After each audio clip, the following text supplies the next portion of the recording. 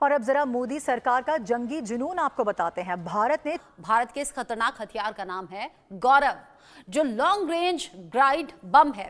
DRDO ने गौरव का सफल परीक्षण किया है। इसे जल्द ही भारतीय वायुसेना में शामिल किया जाएगा, लेकिन इसकी दस्तक से पाकिस्तान क्यों परेशान है? तो कामयाबी तो भारत की है, लेकिन सवाल ये भी पैदा होता है कि आफ्टर ऑल भारत चाहता क्या है। टेस्ट के दौरान 1000 किलो के इस बम ने 100 किलोमीटर की दूरी तय कर लक्ष्य को भेद डाला।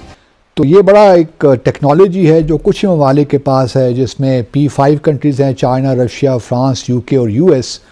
और अब भारत ने भी ये टेस्ट करके एक लिहाज से इस टेक्नोलॉजी पे अबूर हासिल कर लिया है, तो उसकी बहुत बड़ी कामयाबी है। लेकिन आज इंडिया उन ममालिक की लिस्ट में शामिल हो चुका है। इंडिया की इस कामयाबी पर पाकिस्तानी अवाम का क्या रद्द अमल है? जो है वो हमला हो सकता है कि भारत जो है वो हमला ना कर दे अगर आपने जो है इस तरफ कुछ किया। ये वो बात असल में जो क्रक्स है वो इसका ये है। टारगेट्स जो कि इन लोगों ने ऑब्जेक्टिव सेट किए थे उसमें वो सक्सेसफुल हो चुका है। And once again very very congratulation. हमें डरना चाहिए कि अब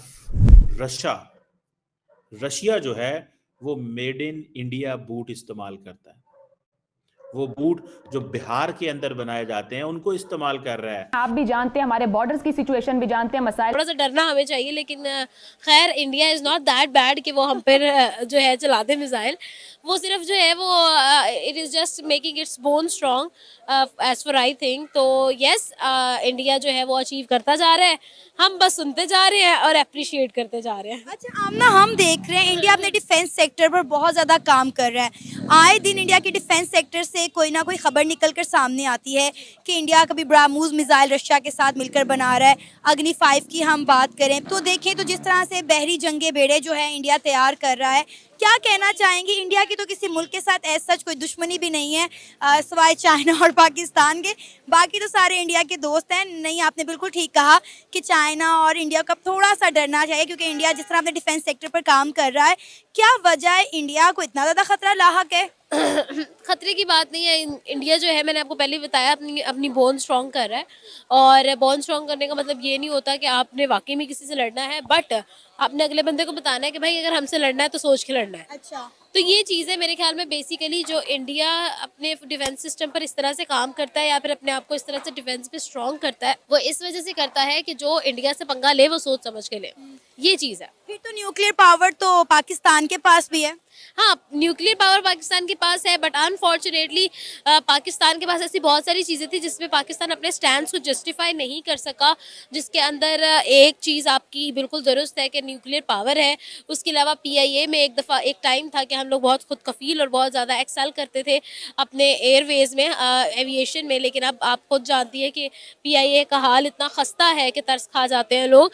फिर उसके बाद रेलवेज़ की बात करें तो पाकिस्तान का रेलवे सिस्टम एक टाइम था कि लोग जो थे उस चीज़ को आइडियलाइज करते थे, बट नाउ आपके सामने है कि रेलवेज़ का क्या निज़ाम है। तो ये अगर हम पाकिस्तान की तरफ आएँ और पाकिस्तान के न्यूक्लियर पावर की तरफ आएँ तो इस पर बहुत सारे सवालिया निशान हैं और बहुत सारी मिसालें हमें मिलेंगी जो हम लोग हिस्ट्री में एक टाइम पे एक चीज़ अचीव कर चुके थे, लेकिन हम उसको मेंटेन नहीं कर पाए। और हमारी अपनी जो है वो नेग्लिजेंसीज जो है वो हमें जो है शर्मिंदा करती हैं, हर दफ़ा करती हैं। लेकिन when it comes to India, India has never failed to improve. अच्छा, आप क्या कहेंगे अगर हम अपने पाकिस्तान के डिफेंस सेक्टर की बात करें तो हमने हमेशा हर चीज़ के लिए चाइना की तरफ देखा है। हम अपना कोई इवन के बात करें तो सैटेलाइट भी चाइना के बगैर आज तक लॉन्च नहीं कर पाए।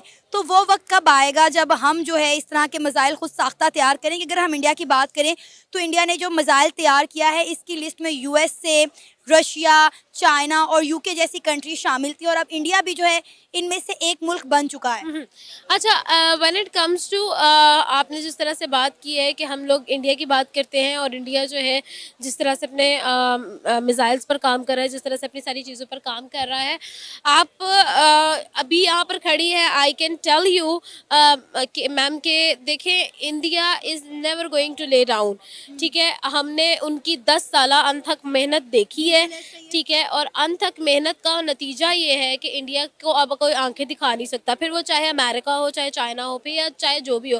पाकिस्तान को तो अब हम नाम लेना या फिर पाकिस्तान के साथ हम कंपैरिजन करना हमने भी छोड़ दिया है। हम लोगों को क्योंकि चीज़ों का नो हाउ हो चुका है, लोग भी कंपैरिजन अब पाकिस्तान के साथ नहीं करते।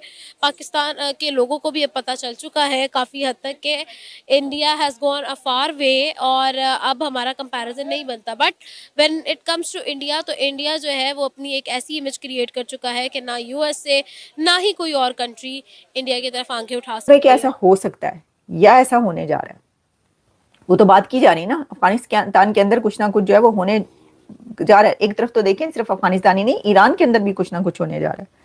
दुनिया के हालात जो हैं वो तो बदलने जा रहे हैं, वो तो सभी को पता है, लेकिन उसके अंदर ईरान भी है और ईरान का तख्ता भी हो सकता है बहुत जल्दी उल्टा जाए।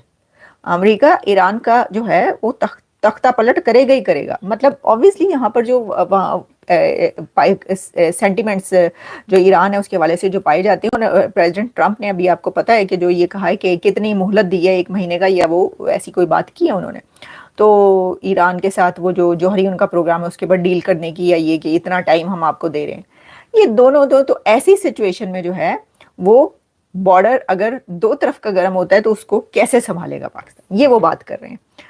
तो मैंने कहा जी ये बड़ा ही एक अहम गुफ्तगू है, हम आपके लिए जो है ये ज़रूर पेश करते हैं ताकि इसके ऊपर बात की जाए। एक आने वाले दिन जो नज़र आ रहे हैं, जो फ्यूचर है उसके ऊपर वो बात कर रहे हैं उनका, कि इस ऐसे वक्त के लिए नवाज शरीफ जैसा एक बंदा जो है उसको संभाल कर रखना चाहिए। इसकी वजह यह है कि नवाज शरीफ पहले भी इंडिया के साथ अच्छे रिलेशन चाहते थे, और उन्हीं की ग्रैंड डॉटर की शादी पर आए थे ना मोदी साहब, तो वो उस वक्त भी ये चाहते थे।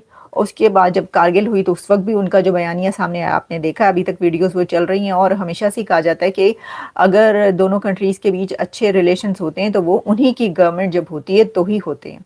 तो कह रहे हैं कि क्या वो इस वजह से इस मीटिंग में शरीक नहीं हुए, तो उन्होंने कहा ये तो मुझे नहीं पता, उनसे मेरी बातचीत नहीं हुई, लेकिन वो उसमें शामिल नहीं हुए, तो हो सकता है आगे चलकर आपको ज़रूरत पड़ जाए। हैं जी, तो कभी भी किसी की ज़रूरत भी पड़ सकती है।